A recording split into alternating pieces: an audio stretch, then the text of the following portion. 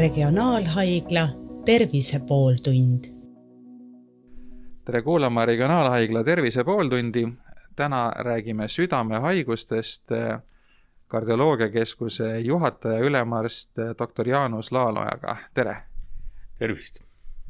Praegusel ajal on koroonaviirus ja sellega seonduv saanud väga palju tähelepanu ja kõik teised probleemid, terviseprobleemid jäävad nagu võiks öelda, et võib-olla teenimatult või põhjendamatult tagaplaanile. Et kuidas on lugu olnud südamehaigustega sellel viiruse perioodil, et üldiselt on ju südamehaigused Eesti elanike jaoks kõige ohtlikumad haigused ja seega nagu võib-olla on see pisut problemaatiline, et nendele praegu veidi vähem tähelepanu jagub. Et kuidas te seda olukorda kirjeldaksite praegu? Jah, tõepoolest, et ehk on pisut see COVID-19 haiguse dominant jätnud teised haigused varju. Mitte ainult südame- ja veresoonkonna haigused, aga ka teised, nii avalikkuse silmis kui ka võib-olla teatud määral meditsiini enda sees. Et ega siis ägeda südamelihase infarktiga haiged, ajuinsuldiga haiged kusagile kadunud ei ole. Ja neid haigeid on endiselt. On küll üks selline teatud määral omapära vähemalt meie haiglas, kui me loeme siin väliskirjandusest, et just eriti väga suure COVID-haigestumusega riikides, Hiina, Ühendriigid, Itaalia, Hispaania, seal raporteeritakse, et justkui ägedate südamehaigustega haigeid oleks vähem. Kuid ma just tegin siin spetsiaalse statistika meie haigla koha pealt, siis ma võin väita, et vastupidi, et alates eriolukorra kehtestamisest kuni ütleme siis eelmise nädala lõpuni on näiteks meie majas võrreldes eelmise aasta sama perioodiga müokardi infarktiga haigeid 25% rohkem. Nii et püütakse leida ka põhjendusi, et miks see nii on, et välismaalt raporteeritakse just eriti infarktihaigete langust kusagil erinevatel allikate alusel 38–75%. Et seal on see COVID-laine käinud, löönud nagu üle pea, meditsiinisüsteemi ummistanud, haiged ehk ei julge tulla haiglasse, kui on tagasihoidlikumad kaebused. On ka hüpotees, et inimesed püsivad kodus ja isolatsioonis, on justkui rahulikult kodus ja pinget vähem, kuigi ma vaataks seda asja ka teise nurga alt, et kui me näeme, et meie majandus seisab praktiliselt hästi just aktiivsed inimesed, kes on firmaomanikud või kes on ka tööta jäänud, et nende inimeste niisugune psühhoemotsionaalne pinge võiks olla suurem, mis omakorda põhjustab just ägedate südamehaiguste tõusu ja meie majas see tegelikult niimoodi välja paistab. Kas COVID läbipõdenud inimeste hulgas on ka täheldada mingeid südamehaiguse selliseid järelmõjusid või et kas COVIDi põdemine on omakorda risk südamehaiguse tekkeks? Kindlasti, nagu on ka teada, et ega COVID-haigus ju tababki inimesi, kellel on palju või rohkelt kaasuvaid haigusi. Tõesti, mul oma praktikast isiklikult nende haigetega kokkupuutumust pole olnud, need on ka suhteliselt vähe siiski olnud nii meie haiglas kui ka riigis tervikuna. Ja kuid kirjanduse andmetel, nagu igasuguse infektsiooni või gripi tulemusena ka COVIDi puhul me näeme, et on tekkinud südamelihase kahjustus näiteks südamelihase põletiku näol, mis võib ka tegelikult ütleme maskeerida või simuleerida müokardi infarkti, et sellised juhused kindlasti on. Ja kui meil neid haigeid oleks ka kõvasti rohkem, me näeksime ka neid haigeid ja võib-olla ka teistes Eesti haiglates neid haigeid on nähtud. Kuidas üldse Eesti rahva südametervis hetkel on, et te mainisite, et praegu sellel viiruseepideemia ajal on infarktide arv kasvanud, aga kuidas tervikuna olukord Eesti inimeste südametervisega on aastal 2020? No eks südametervis on elustiili haigus tegelikult ja seda me võime nüüd tervikuna öelda, et võrreldes siin 10-15 aasta taguse perioodiga on kindlasti haigestumus ja suremus südamehaigustesse ka Eestis vähenenud, kuid need haigused on siiski endiselt Eestis nii haigestumuse kui ka suremuse osas esikohal.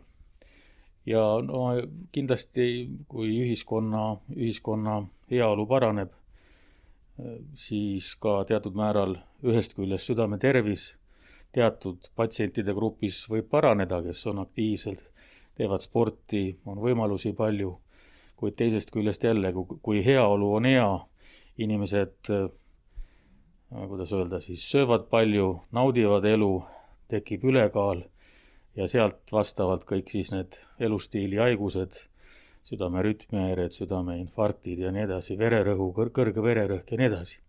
Teisest küljest muidugi ka võib mainida seda, et just võib-olla isegi professor Margus Viigimaa eestvedamisel on see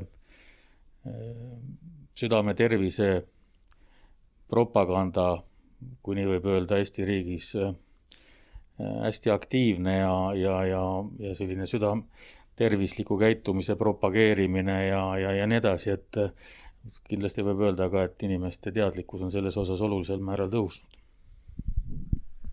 No need riskitegureid ja südamehaiguste põhjustajaid on palju, aga kui proovida nüüd välja tuua mingi 1 või 2 nagu kõige olulisemat asja, et kui inimesed mõtleksid selle peale, et mis on need asjad, mis on kõige olulisemad selleks, et oma südame tervisest hoolt kanda, et mis need võiks olla? Kindlasti liikumine, toitumine, nende kahega on siis seoses normaalne kehakaal või ülekaal, kindlasti suitsetamine, mis on üks olulisi südamehaiguste riskifaktoreid ja muidugi siis vererõhu kontrolli all hoidmine, aga need kõik tulenevadki sellest eelnevast, mis ma ütlesin just, et regulaarne füüsiline koormus, tervislik toitumine, et su kehakaal oleks korras, et su stressitase oleks kontrolli all, siis ei juhtu ka seda, et su vererõhk tõuseb, siis ei juhtu ka seda, et su kehakaal tõuseb, mille järelmina on sul hiljem suhkruhaigus tulemas, kõrge vererõhk tulemas ja nii edasi, et just need faktorid on minu arvates väga olulised. Te olete kardioloog ja tegelete invasiivkardioloogiaga, et võib-olla ajalooliselt inimesed on alati nagu mäletanud seda, et kardiokirurgid tegelevad südameoperatsioonidega ja kardioloogid siis ravivad südant teiste meetoditega. Nüüd on need piirid nagu võib-olla pisut hägustunud, et äkki selgitaksite natukene, et mis see invasiivkardioloogia endast kujutab ja mille poolest ta siis erineb sellisest klassikalisest kardiokirurgiast? Kardiokirurgia ja invasiivkardioloogia ravivad põhimõtteliselt südames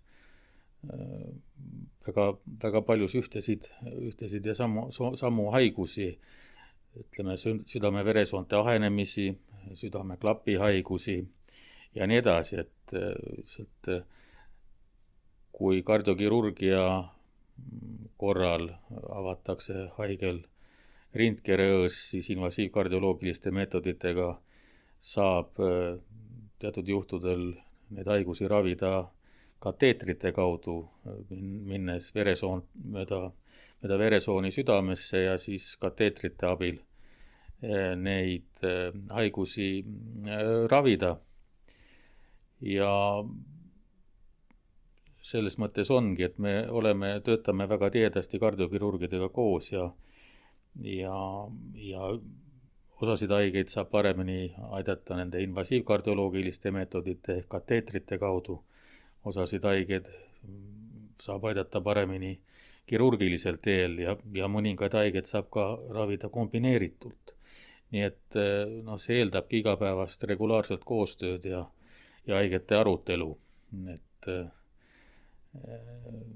jah, nii on, lisada nagu rohkem hetkel ei oska selle koha pealt. Te olete regionaalhaiglas moodustanud selliseid südametiime, kus on ka muid spetsialiste kaasatud, et inimene on ju selline keeruline organism ja tema tervis ei allu nagu sellele struktuurile nagu haigla osakonnad ja spetsialistid on, et sageli on sellised mitme põhjuse koosmõjud, et millega need südametiimid tegelevad ja kuidas nende töö korraldatud on? Meil on jah, nüüd ütleme siis niimoodi, et kui on tegemist haigetega, kelle puhul ei ole otsustusprotsessis kõik väga selge ja loogiline, siis me nende haigete edasise diagnostika ja ravi osas tõesti koguneme erinevate erialade kolleegidega. On need kardiokirurgid kindlasti, need on radioloogid, need on onkoloogid, need on veresoonte kirurgid. Et selles mõttes ma nagu eraldi välja ei tooks, et see on nüüd mingisugune südameklapi tiim ja siis veresoonte tiim ja nii edasi, et eks me ikka arutame neid haigeid tihtipeale kõiki nagu koos, aga kui tuua sellised eraldi valdkondi välja, siis tõesti, et üks asi on siis meil, kui ütleme südamepuudulikkusega haigeid ja ütleme selline väiksem tiim, kes siis arutab, kuidas need haigeid edasi ravida, kas on neile vaja see südame vasemaavatsakese abiseade opereerida, kas on vaja haige suunata südame siirdamisele, et seda nagu sellist töögruppi või tiimi võib doktor Pentti Põder, kes on esimese kardioloogia osakonna juhataja. Siis on meil ka olemas selline onkokardioloogia tiim, kus siis arutatakse haigeid, kuidas nende kuidas neid käsitleda ravi ja diagnostika aspektist. Seda tiimi veab meil doktor Riina Vettus, kes on teise kardioloogia osakonna juhataja. Ja siis, ütleme, on ka meil selline südameklapi tiim, kus me arutame siis selliseid haigeid, kellele saab südameklappi asendada kas siis kateetri kaudu või ikkagi avatud lõikusega, et seal on sinna on nagu siis haaratud nii kardiokirurgid, kardioanestesioloogid kui radioloogid ja kardioloogid ja võib ka ütelda siis kitsamalt südame-veresoonte tiim samamoodi, kus siis arutatakse haigeid, keda on parem siis lõigata või ravida operatsiooni abil või siis selle invasiivkardioloogilise protseduuri abil.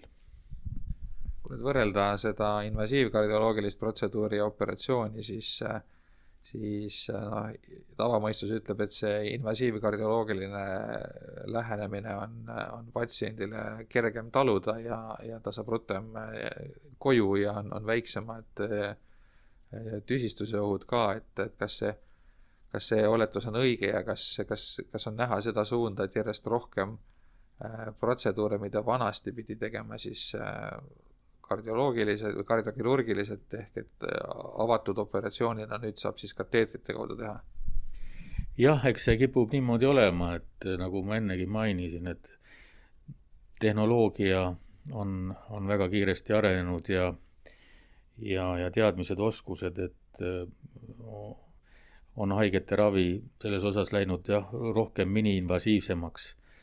Et muidugi selle üks aspekt on see, et eks teatud protseduurid, kas või seesama klapi asendamine on hetkel võib-olla kallim kui tavaline kirurgiline klapi asendamine, aga tulevik kindlasti sinna poole liigub, et järjest rohkem nagu püütakse südame erinevaid haigusi kateetrite kaudu ravida, mis ei tähenda seda, et kardiokirurgia kusagil ära kaoks. Selgelt mitte, et kõiki inimesi ikkagi sellisel miniinvasiivsel teel abistada ei saa. Eriti just, mis on niisugused võib-olla komplitseeritumad ja raskemad juhud. Et jah.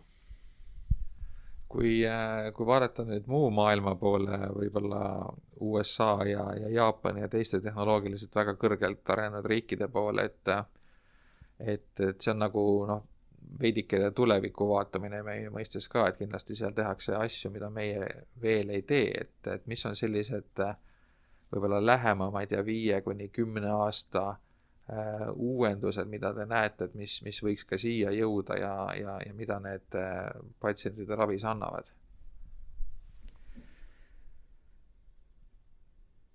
Võib-olla sellised reaalsemad, mida hetkel näeks, on see, et me saaksime ka näiteks südame mitraalklappi teatud juhtudel ravida kateetri kaudu.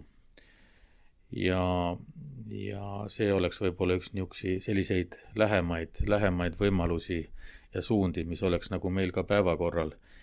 Kindlasti on ka teisi meetodeid, aga meie üks probleem ongi see, et me peame lugema oma raha. Ja kui teenus ei ole haigekassa hinnakirjas, siis on haiglas väga raske seda meetodit juurutada, sest haigla peab ju selle meetodi või selle tegevused kusagilt raha saama. Ja kui see haigekassa hinnakirjas see teenus ei ole, siis haigekassa seda kulu haiglale ei hüvita, et me oleme nagu teatud määral selles mõttes kurvas olukorras, et võiks olla selline innovatsioonifond või jah, selline erirahastus uute meetodite juurutamiseks, ma mõtlen just ütleme siin kliinikumis või meie haiglas, kõrgema etapi haiglates. Et see on nagu üks teema, mis pisut meid piirab.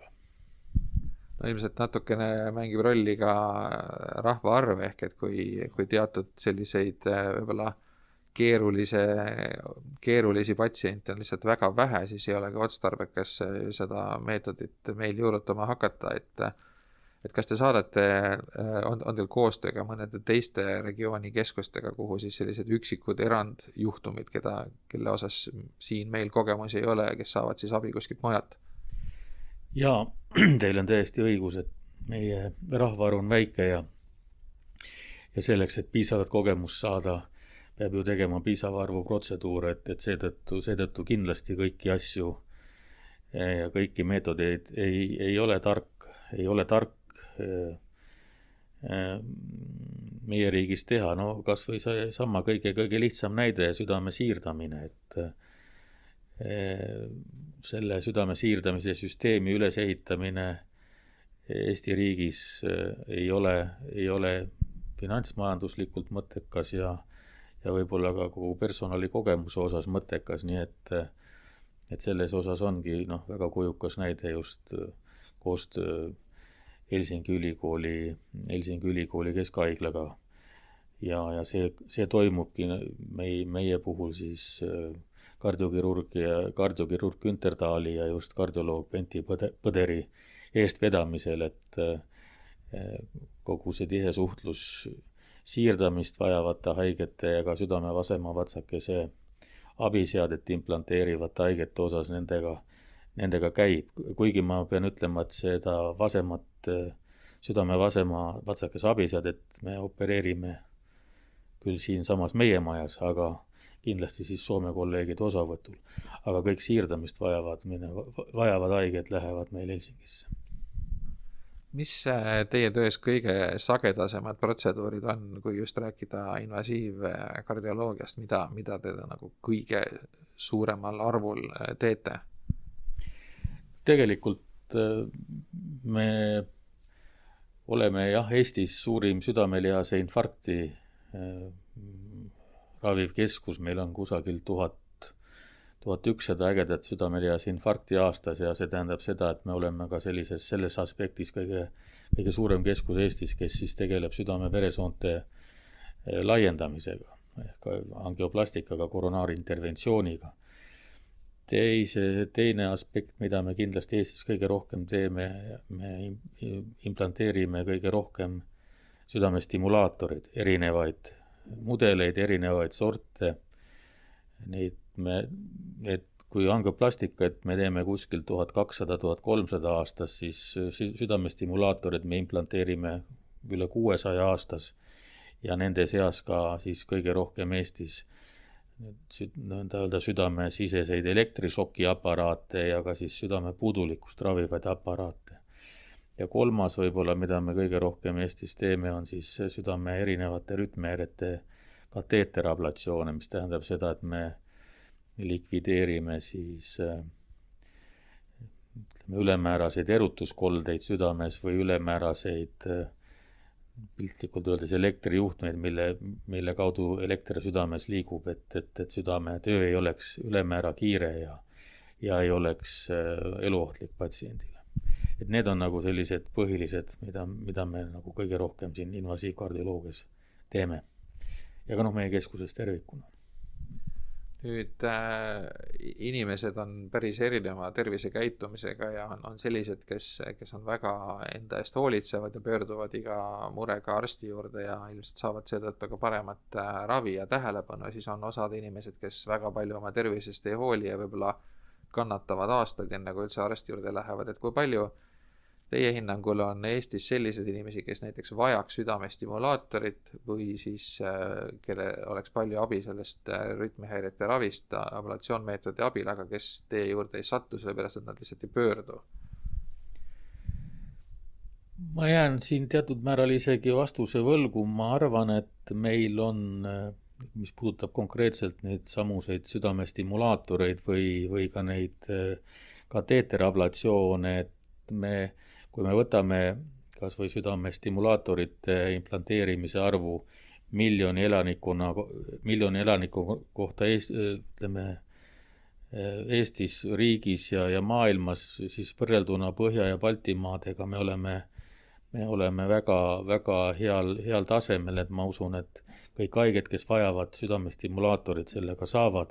Pigem me jääme maha siin nende keeruliste südamestimulaatorite osas, nagu siis need südamesisesed elektrišokiaparaadid ja südame puudulikkust ravivad aparaadid, et neid haigeid me võib-olla ei saa nii hästi kätte, kui oleks vaja, aga siin on küsimus mitte selles, et kas patsient tahab tulla või teab tulla, vaid pigem selles, et kuidas me harime oma kolleege selles osas, et me tunneksime need patsiendid ära, kes neid aparaate konkreetselt vajavad.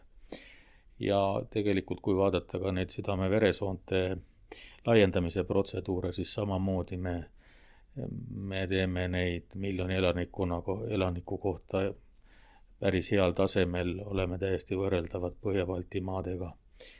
Ja milles me maha jääme, on tõesti siis need hetkel aortiklapi asendamised kateetri kaudu, et siin me oleme tõesti lapsekingades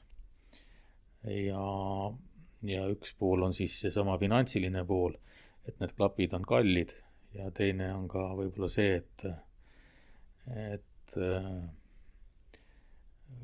ehk kah me ei tunne alati neid patsiente väga hästi ära, kellele seda protseduuri klapiga kateetri kaudu võib teha. Aga tervikuna ma usun, et et see kättesaadavus on meil tegelikult rahuldav. Te rääkisite infarkti ravist ja sellest, et PERH on siis Eesti suurim keskus selles valdkonnas, et milline tänaste tehnika ja teaduse ja meditsiini saavutuste juures see tervenemise protsent on võrreldes võib-olla mingi, 10-20 aasta taguse ajaga, et nii-öelda jällegi massimeediast jääb mulje, et tegelikult on toimunud väga suur areng ja väga palju infarkti läbi põdenud inimesi iseenesest, kui nad saavad varaselt haiguse algstaadiumis hästi ruttu ravi, siis tegelikult saavad enam-vähem oma endist elustiili jätkata ja ka füüsilist koormust lubada ja tegelikult on nagu üsnagi normaalse tavapärase eluga, et kuidas see tegelik pilt on? Kindlasti ravikvaliteeti näitab ju haigete suremus. Nii haiglasisene suremus, 30 päeva suremus kui ka ütleme siin 1 aasta suremus. Mis ma võin meie haigla koha pealt öelda, on kindlasti see, et kui meil varasemalt, ütleme isegi veel 10-15 aastat tagasi oli ägeda infarktiga haigete suremus isegi kuni 10% haiglasisene suremus, siis viimastel aastatel on see kusagil 5-6% ringis, nii et selles mõttes on näha märkimisväärne areng ja kogu selle, kuidas öelda, võiks öelda sellise edu taga ongi just see, et esiteks on haiged on teadlikumad, teavad, et õigel ajal tuleb pöörduda, kiiresti tuleb pöörduda ja teiseks ka muidugi see, et meil on teatud määral ikkagi üleriigiline selline süsteem toimimas, kus kiirabi teab, kuhu haiglasse need haiged tuua, millal tuua, kui kiiresti ja nii edasi, et kogu selline üleriigiline süsteem toimib selles mõttes hästi. Lõpetuseks võiks veel üle korrata need kõige olulisemad asjad, mida meie kuulajad saaksid teha selleks, et nende süda oleks tervem, et kui nad ei ole selle teema peale veel varem mõelnud, siis kunagi pole hilja alustada, siis millised sellised esimesed sammud on, mida te soovitaksite kõigepealt teha, et inimesed saaks ise oma südame tervise eest hoolt kanda ja et oleksid tervemad? Liigu vähemasti 3 korda nädalas, 45 minutit kuni tund korraga. Loomulikult see peab hakkama toimuma samm-sammult, kui ei ole varasemalt füüsilist aktiivsust. Sellise 102-30 rahuliku pulsiga hiljem juba, kui väike treenitus on, siis võib seda tõsta ja kindlasti ka liikumissagedust nädalas tõsta. Teine, söö tervislikult. Katsu ikkagi süüa rohkem juur- ja puuvilju, ikkagi selliseid kalatooteid, kanaliha, püüa vältida siis rasvast, just liigset loomset rasva. Kindlasti ära suitseta. Kui vähegi võimalik, püüa siis ka oma stressitaset ja nivood reguleerida, aga seda reguleeribki just väga hästi seesama regulaarne füüsiline aktiivsus ja koormus. Jah, need oleks võib-olla sellised põhilised esimesed, et ära jää teleka taha õllepudeli ja kartulitsipsidega istuma, et siis on lootust edule ja just veel kord tahaks just rõhutada seda kehakaalu osa, et tegelikult kehakaal, see üleliigne kehakaal ongi just väga oluline kurjajuur kardiovaskulaarsete haiguste tekkel, et ülekaalu tõttu tekivadki need südameprobleemid, kõrge vererõhk, tekib suhkruhaigus ja kõik nendest edasi tulenevad probleemid, et see oleks nagu selline soovitus.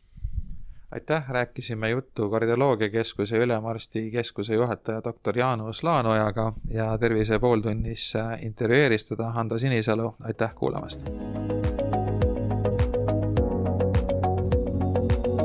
Regionaalhaigla Tervise pooltund.